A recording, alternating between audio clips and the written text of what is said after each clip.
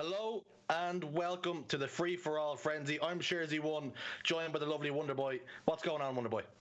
Not too much, mate. Not too much. I've got my cup of tea right here. I'm literally ready to sit back for the next few hours to see the best players in Europe go head-to-head in free-for-all. It's going to be scrappy. It's going to be messy. I can't wait. And I think it's time for a celebratory slurp as we kick off the FFA Frenzy. Listen to it. There you go. ASMR. Oh, yeah. Our attentions are going to be on Group E with Precision Night. We've got Mr. Alien Arby, Ads, Distress, and Steelman. And we also have Jay Daybreak in there as well. So many big talents, but also there's some little boys in there as well that maybe want to make a name for themselves going forward here, Harry. Well, this is it. There are plenty of players in this lobby in particular. This is just one group out of the entire FFA Frenzy tournament. I mean, what is it, 80 players we have? I can see notable names in here that back when I used to play Halo 5 quite regularly in the arena playlist used to absolutely dominate me in the individual sense of the game. So very interested to see who's going to be the player to stand out in this group. We've always in the past spoken about free-for-all being sort of a springboard into the fours game where we really start to find emerging talent. The likes of Brandon Stones, the likes of Jimbo have all come from FFA tournaments. So it's interesting. It will be interesting to see who comes out on top, not only in this group, but in the entire tournament as well. Do you have a favourite going forward for the entire tournament? Who was the one to watch for you? Yeah, we spoke about this a little bit before, didn't we? Because there are a few names that stand out. The likes of Jimbo, who I just mentioned, storied FFA player. We've got the likes of Kimbo as well, who loves Halo 5. He's kept playing Halo 5. Batchford, very similar, although he's started to compete in H2A now as well. Shabig Dagger, who has also decided to step into the fray. He's won FFA tournaments previous. So there's plenty of names to throw out there. For me, I'm just going to wait and see. I can't wait. Wait and see is the right thing to do. Don't jump the gun just yet. And we're on board with Daybreak as he gets rocking and rolling. This is in association with HCS Grassroots and Divine Mind. Thanks to them for helping us put this thing together. This is a huge lobby and there's only 3 spots available and there will be a 4th wildcard for the top 2 spots across all the groups. So if you're floating around that 3rd, 4th spot, get as many kills as you can. It's not over until the fat lady sings is the expression. Still on board with Daybreak as he gets a kill onto Precision Night and looks as though Distrax is taking an early lead and Ads is up there as well. So like we say, this is a stacked lobby, Harry, and it can go either way. Yeah, one of my favourite ways to play FFA on Truth, which is obviously going to be the map that we're playing on, just control the bubbles. I like to just kind of get a spawn trap, especially in like 8-man FFAs, where usually in matchmaking it would be 6-man. You can really force players to spawn in the opposite bubble, catch them unawares, and try and take that fight, just as we're seeing Alien do here. If he gets this kill, which he doesn't, wouldn't be surprised to see him stay in that position, just look for it again, and maybe another spawner spawning on the opposite bubble. But instead, he goes down and just take a look at the carbine side of the map. Already we have, almost 3 fights going down here. Looks like Steelimon will be the man to be the benefactor of, well, 2 of those fights, but it's a close game so far, honestly. I mean, just 1 kill separating the top 4. Yeah, the whole estate was over on Car side for a moment, and now it's just started to thin out. The herd has dropped down just a little bit. Also, an effective way to play FFA is you do see people sit in the P attics and wait for those players to spawn back base or spawn basement. So we'll look to see players utilize that going forward. Yeah, I'll be here. It's just seeing that there's no one on the bubble, as I just spoke about. If there's no one on the bubble, that's when you decide to push into a base and maybe try and find some of those fights that you were talking about there, Richie.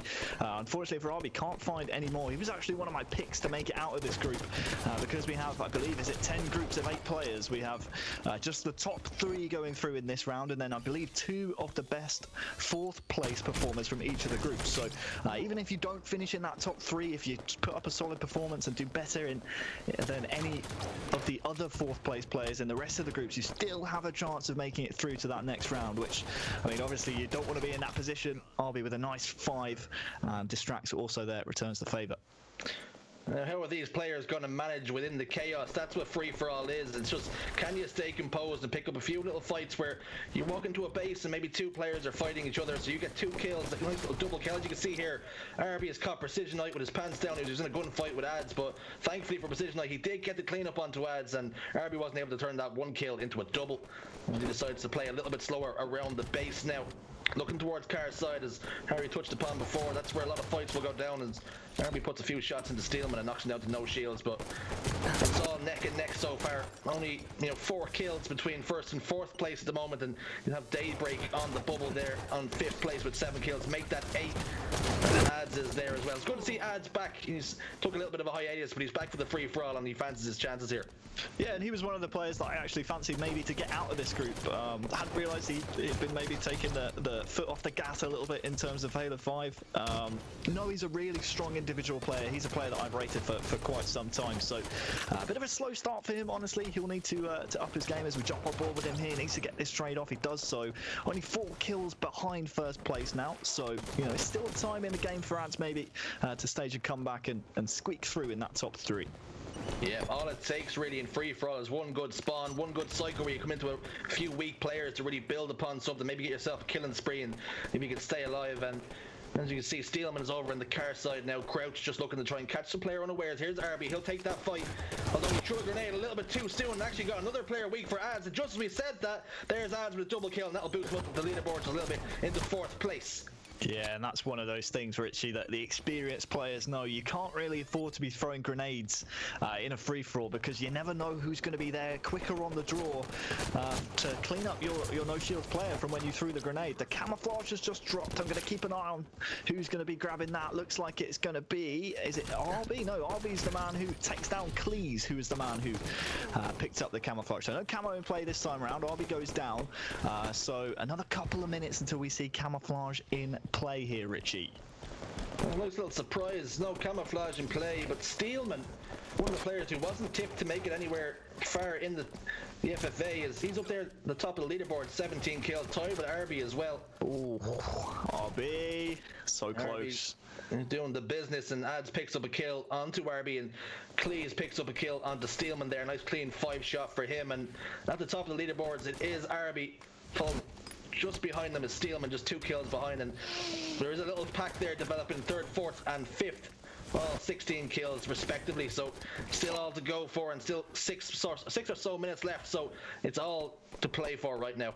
Yeah, we'd love to actually stay on board with RB here for a little bit, purely because he did have a 2-point lead at the top. That's now been tied up by Precisionite.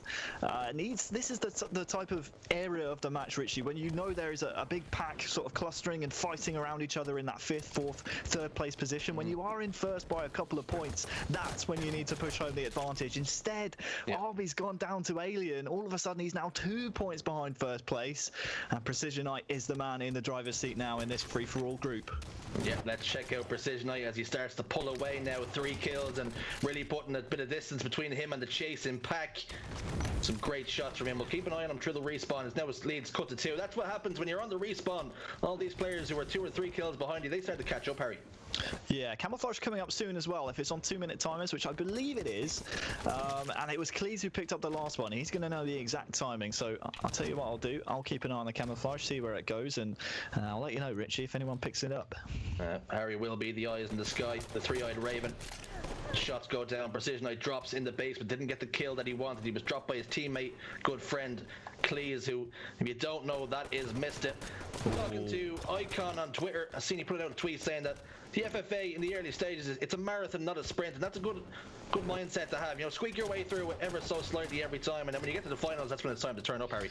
Well, things have gone bad to worse for RB. He was 2 points down from the lead, tried to grab the camouflage, went down. He's actually got himself a double kill as I've been speaking, and now he's up into 3rd place, so he's into the next round as it stands, but still 5 minutes to play.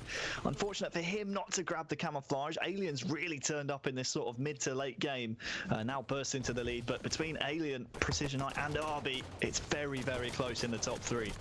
Harvey was starting the free fall, but as Harry started to point it out, he pulled that parachute, he's caught himself, and he's starting to make a late charge again as he's just within 1 kill of the top 2. And Ads has just dropped off down there. He's in 4th place with 22 kills. You'll have to fancy he'll get a few more kills between now and the end of the game, and will he be one of those 4th spot wildcards, or will Steelman have something to say about that? Well, yeah. Steelemon had such a good start to the game, didn't he? And has just dropped off the pace a little bit. Needs to try and survive and snatch kills wherever he can, as Precisionite is looking to extend his lead at the top. He gets a good trade there. Trades in FFA, not the worst. It's better than someone stealing your kill, obviously, but you definitely want to try and stay alive and steal other people's trades if you can, which is what's happening around Precisionite at the moment. Alien doing his best here to stay alive. He goes down, but not before he ties the lead at the top of the group. Oh, it's so close. You love to see it. Can we touch upon Mista, who's actually having a struggle here? Fans him to get himself maybe around the finals, but he's down to 19 kills here, and he has it all to do. It's a valuable experience for the likes of J Daybreak and Distracts. They get to play against some of the Europe's best, some of the Europe's elite. But down goes Alien.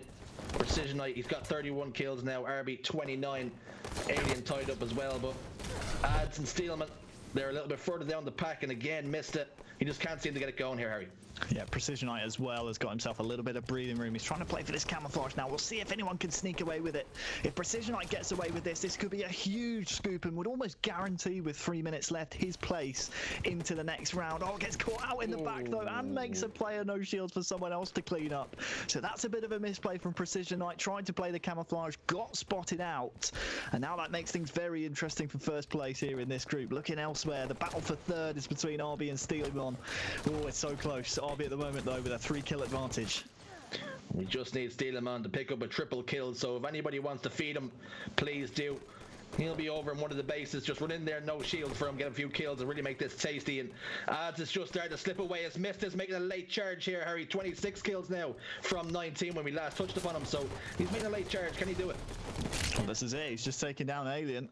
And, well, that's going to put him up to those 27 kills. Just still 3 behind third place, though. Might be... Well, I was going to say might be in for a chance of a fourth place wildcard, but with how close this group is between the top 6 or so, it's pretty difficult to see, you know, that advantage being better than maybe another group which has some maybe weaker players. So wouldn't be counting a fourth place wildcard out of this group, considering how close it is. With 2 minutes left between third and fourth place, Richie, it's just 1 kill between RB and Ads. It's neck and neck. They're rubbing shoulders down there. Maybe we should jump on board with Ads and see if we can make a late little charge in the next minute or so, because it looks as though Precisionite is starting to pull away, and Alien's up there in second place, only 4 kills behind Precisionite, but he seems to have it locked in, ready to go. Maybe he has that first spot. He should most definitely have top 3. So maybe it is Ads we need to keep an eye on. Will he make this late charge? Yeah, disappointing there not to clean up that kill. Just taking a look in terms of a tiebreaker, because right now Ads and RB tied for third. As I say that, Ads gets third outright. I believe the deaths in terms of Ads is way more than RB. So if deaths is the first tiebreaker, that would mean RB would have the advantage. But I mean, none of these players are thinking about that. They just want to get as many kills as possible with, well, almost 1 minute approaching left to play. This is when you start getting a little bit nervy, and every time you hit the respawn screen, you get a little bit frustrated. You know time is against you now. The sand is dwindling away through the glass, and every time you're in the respawn screen, that's more time where you can put some damage down. You can't add to your score. As Ads still has third place, but we now have a 3-way tie for third place. Mr. Ads and RB all in third place, but RB goes up to 34, as does Mr. This is insane. Who's gonna win? Mista got those less deaths like Harry touched upon before, and he's made that late charge, and if he does make it through on third place, you can thank me, because I was the one that touched upon it and maybe added some diesel to his fire there. Add swords out onto Mista, gets that kill. What sort of complexion will that change? Advantage Ads here. I mean, all 3 of the players who were tied are on death screen. Ads is the first to respawn, and he has the kill advantage. 10 seconds to go. Ads is going to be found out in the base by a player who's tied on 3. Who's it going to be? Oh, they're all tied. Oh, Arby gets 36. Arby's going through. Oh, I don't believe it. Arby gets a kill in the last second to make it through the group. I don't believe it. Absolute anarchy. That's free for all for you, baby. Absolutely crazy. And we Look talk at that. we talk about having a tiebreaker and it being all about kills, and Ads and Mista both had 35 kills, but Mista, he had the less deaths. He had 6 less deaths, so it will be the end of Ads' run. It looks as though it will be top 3, Precisionite, Alien, and RB going through, and maybe, just maybe, Mista will sneak through with that wildcard spot. Oh my goodness, my heart, my soul.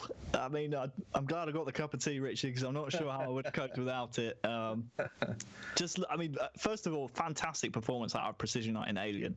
I mean, I know we were focused most of the time on the battle for third place because it was so close, but Alien and Precision Knight really storming through and sealing what has been a really dominant performance. But that third place, that kill, I believe 2 seconds left, Richie, when RB got that final kill on the board. It was all he needed. I'm not sure who it was he took down, but with ads and Mister going onto the death screen, it was all up to RB, and he clutched it up. What a play. See you in the next round, my friend.